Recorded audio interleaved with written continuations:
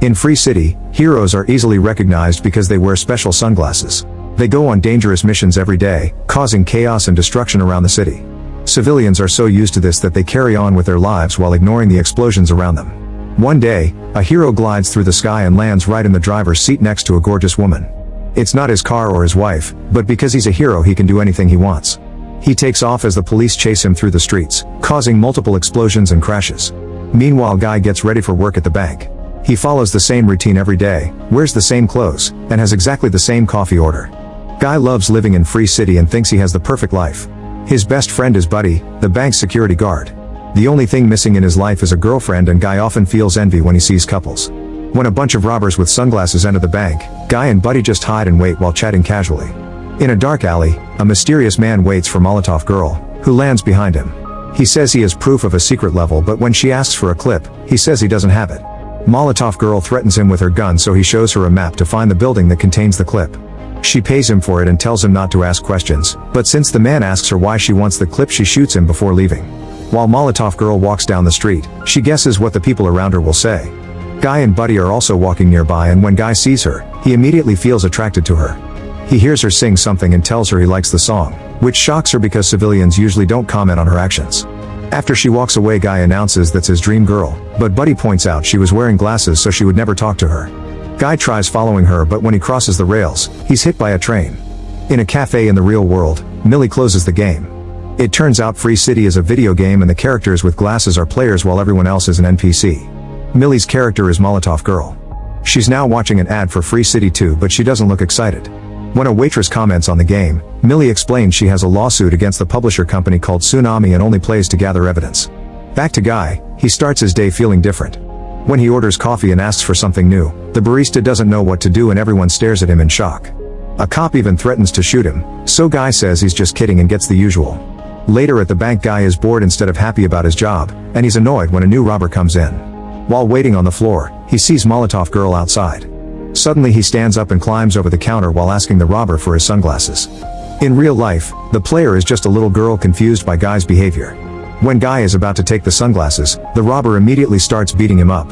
At first Guy can only fall and take it, but when he sees Molotov Girl again he gathers some bravery and starts fighting back. In the struggle, he manages to take the glasses but also fires the robber's gun, killing him. Afterward, Guy drops the gun and runs outside as he puts on the glasses. To his shock, a whole digital interface appears. There's a medical kit on the ground that the other NPCs can't see or touch, but when Guy grabs it he instantly gets healed. When a hero falls to the ground, money signs appear above him, and by touching it, it goes straight to Guy's account. Now he can buy the sneakers he always wanted. Meanwhile, in the Tsunami office, Keys and Mouser notice Guy's actions and think it's a player using an NPC skin.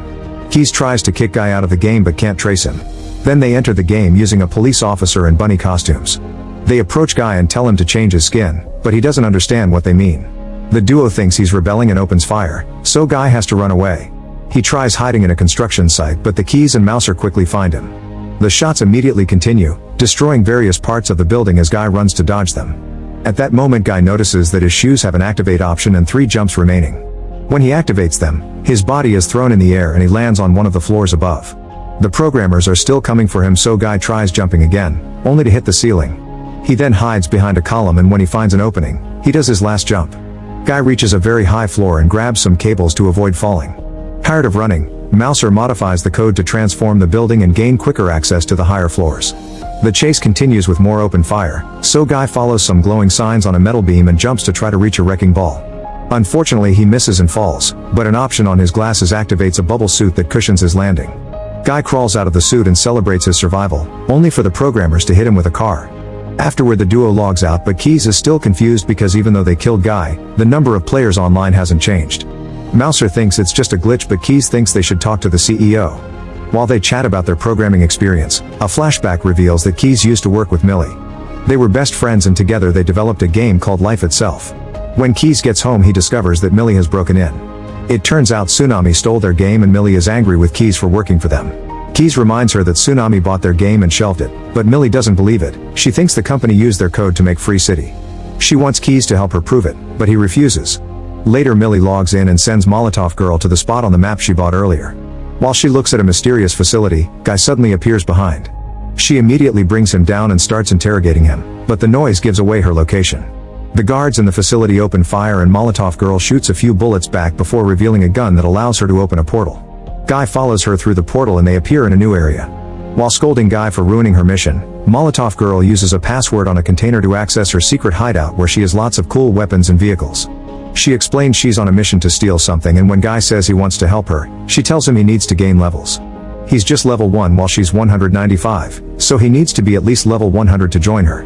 When Guy says he doesn't like hurting people, Molotov Girl points out he can steal things from the violent players.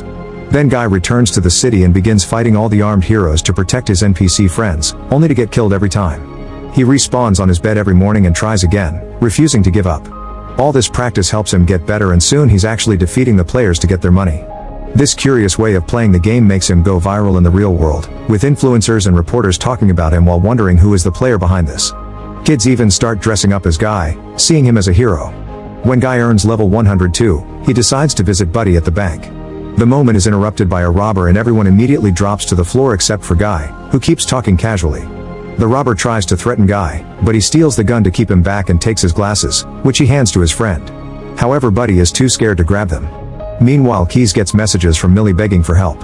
He hides in the office bathroom with a laptop and opens a door in the mysterious facility so Molotov Girl can get inside. He also tells her the location of the clip she needs, but as soon as she grabs it, the building goes on red alert and a bunch of guards appear. When they open fire, Molotov Girl is forced to hide and accidentally drops the clip in the process. Keys wants to help her but doesn't have access to the building. Suddenly Guy bursts in through the window on a bike and quickly runs over all the guards to bring them down. When he and Molotov Girl try to leave, more enemies surround them, and Keys doesn't understand who Molotov Girl is talking to. A hand-to-hand battle ensues and Guy falls deeper in love with Molotov Girl as he watches her fight with impressive skill. The enemies come after him too and he defends himself with his new equipment. The guards just keep respawning, so the duo jumps on the bike to escape. Molotov Girl keeps shooting at the enemies while Guy drives them through the window. Then she activates a glider so they fly off safely. At the office, CEO Antoine arrives and immediately starts treating employees horribly, even firing a few of them just because. Antoine tells Mouser not to get rid of Guy because he's good publicity. Instead, he asks the art team to make a skin that looks like Guy for Free City 2. When the team explains they're already behind importing the skins from Free City 1, Antoine reveals the game won't be backward compatible as promised and he just lied in the interviews for marketing reasons. Keys thinks they should make a new original game, but Antoine wants to get more money from IP recognition. After Antoine leaves, Keys begins investigating Guy and finds some strange things on his code. In the game, Guy shows Molotov Girl his new collection of vehicles and tells her about his level up. Then they go out for ice cream and bond over their love for weird jokes and bubblegum flavor. Guy shocks her when he asks for a kiss, but she still accepts. The kiss is very nice and Molotov Girl tells him her real name before she leaves. In the real world, Millie logs out when she hears someone pounding on her door. It's Keys, who tells her she was right all along. Their code is indeed in Free City. Their original game was about characters that could grow and change, so they programmed an AI that could achieve that. That AI is what now caused Guy to be an independent NPC. Millie freaks out while telling Keys about the kiss, but they're both excited about the fact they created sentient AI. At that moment, Keys realizes that Antoine won't make Free City 2 backward compatible because it'll be a replacement without the old code, so there will be no proof left behind. The new game will launch in 48 hours, so they need to find the proof in the game fast. Then Millie logs in as Molotov Girl and invites Guy to come to the central hub where players gather. She explains that this is a game and he's just an NPC, causing him to freak out and say he loves her. When Millie tells him that those feelings are programmed, Guy storms out of the hub. Millie follows him while begging for his help on her mission, but he doesn't see a point in doing anything if it's fake and takes out his glasses before leaving. Afterward, a depressed Guy walks through the city, not caring about all the explosions or getting punched. Eventually he makes it to the beach and tries throwing a rock at the sea, but it vanishes when it hits the game's boundary. However, when his own hand touches the boundary, it goes right through it. Furious, he returns to the city and starts insulting the other NPCs while yelling that nothing matters because it's all fake, only to be run over by a car. Afterward, Guy visits Buddy and asks him what he'd do if he learned he wasn't real. Buddy says he wouldn't care because even if he wasn't real, this moment is. Feeling inspired, Guy invites Buddy to go on a mission. Moments later, the duo is inside the mysterious facility and meets the owner Revengeman, who recognizes Guy and reveals he's a big fan. While the player behind Revengeman starts streaming the conversation, Revengeman gladly gives Guy the clip of the secret level he found some time ago, explaining he was never able to go back because the glitch has been patched. Then Revengeman starts getting really weird while asking Guy to do things for the stream, so Guy and Buddy leave. Later at Molotov Girl's hideout, Guy talks to the offline avatar until Millie logs in and he gives her the clip. Meanwhile, in the real world, players all around the world share how Guy has made them change the way they play video games. Killing for fun is messed up even if it's just NPC, so they want to do good instead. This causes the pre-orders for Free City 2 to go down a lot, which infuriates Antoine. He tells his team to ban the player controlling Guy, so Keys has to explain they can't because Guy is a self-aware NPC. Antoine announces they'll do a server reboot instead. In the game, Guy and Molotov Girl watch the clip and discover that Revengeman found an area with the designs of the original game. Guy says he recognizes the place, but before he can share details, the game goes offline. All the player avatars freeze and players panic while Guy is the only one that can move. Then the game resets. The next time Guy wakes up, he's back to his old self. While he follows his routine, Molotov Girls approaches him to mention all the things they did together, but he can't remember anything and just keeps walking. Millie calls Keys and he tells her that an AI can't be erased with just a reboot, so Guy's code must be hiding somewhere. After some research, he realizes Guy is a character he created for the original game who was destined to never meet his dream girl. Since that girl was based on Millie, seeing Molotov Girl triggered Guy's AI evolution. Millie logs in again and sends Molotov Girl to the bank, where she kidnaps Guy. She takes him to an alley and forces him to put on the glasses at gunpoint. While he freaks out at the interface, Molotov Girl explains that in 24 hours his world will disappear. He still doesn't believe her, so after blowing up a police car looking for them, Molotov Girl kisses Guy and triggers his memory. Afterward, Guy takes her to his apartment and shows her that the reflection on his blind shows the original game's designs. Millie realizes that Antoine hid their design past the horizon to keep it invisible but forgot to delete the reflections. She calls Keys to share the information and they make a plan with Guy's help. Later by the river, Guy gathers all the NPCs and gives a speech on how life can be so much more than the same boring routine. At first the crowd is skeptical, but when the barista says she wants to make new kinds of coffee, everyone gets on board. The next time players appear in the city, they find the whole place empty. The news goes viral and people start discussing theories, including the possibility of Guy not being a player. At the office, Antoine is panicking until an employee shows him the footage of Revengeman meeting with Guy, who mentioned Millie during their chat. More footage shows that Guy is currently in a car with Molotov Girl, so Antoine guesses that's Millie and asks Mouser to ban her. However, Mouser can't do it because her account is protected. When Antoine orders him to turn off respawning and kill everyone for good, Mouser points out it'll affect players too, but Antoine doesn't care. In the game, the buildings begin crumbling to try to crush the car with Guy and Molotov Girl. Guy does his best to dodge it all and Keys builds a bridge that allows them to drive out of the city just in time. Back to Antoine, he refuses to give up and tells the art team to release the improved Guy skin that they were making for the new game. Then he talks to Keys and finally admits he used their code because his calculations told him that the original game would fail. Keys reminds him that profits aren't everything that matters and presses a button on his computer. In the game, a building comes down to form a bridge on the sea. Antoine orders Mouser to kick all the players out of the game, so Molotov Girl disappears from the beach. Keys is fired from the company, but on his way out, he activates the streaming option so the whole world can watch what's happening. When Guy is about to cross the bridge, he's suddenly knocked down by the improved skin called Dude. When Guy gets punched again, he loses his glasses. At that moment, Buddy comes to help and begins playing with Dude's chest, so he gets punched down too. Then Dude throws Buddy away before he starts beating Guy up. While Dude transforms his arm into the Red Hulk's punch, Guy manages to grab his glasses and makes Captain America's shield appear to block the attack. Next, Guy also uses Hulk's punch to throw Dude away, followed by summoning a Medipack to heal himself. Dude tries to attack again and Guy defends himself with a lightsaber, followed by a portal gun that sends Dude through the ceiling. When Dude tackles Guy and starts pressing his chest, Guy lends him his glasses and now a very confused Dude runs after all the shiny things appearing around him.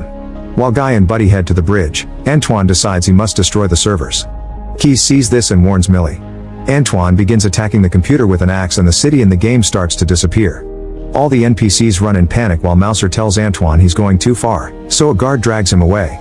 Soon the bridge starts breaking too and Buddy has to say goodbye to Guy before he disappears. Guy runs as fast as he can and when the destruction is about to reach him, he jumps through the boundary. The second Guy lands, the code of the original game appears on the screen in the shape of an island. Millie confronts Antoine and shows him it's over, but Antoine wants to finish destroying the servers for revenge. Instead, Millie offers him a deal. He gets to keep all the rights to Free City as long as she gets her code back.